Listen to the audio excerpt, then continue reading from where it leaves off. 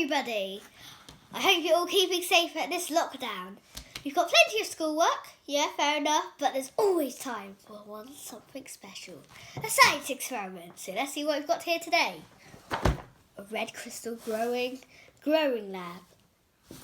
From the National Geographic, STEM, which stands for Science, Technology, Engineering and Mathematics. Shall we open it? Here we go.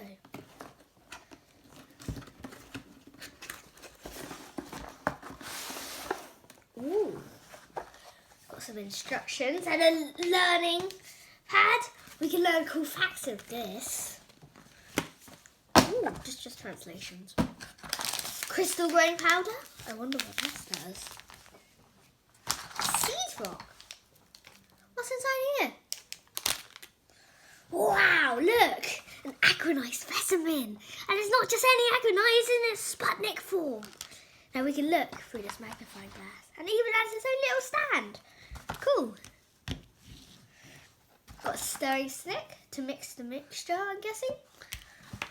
And it says here on the back of this box, I need a jar. So here's one I've prepared earlier. And it also says we need boiling water. So because I'm clumsy, I think I'll need an adult because I might accidentally burn myself.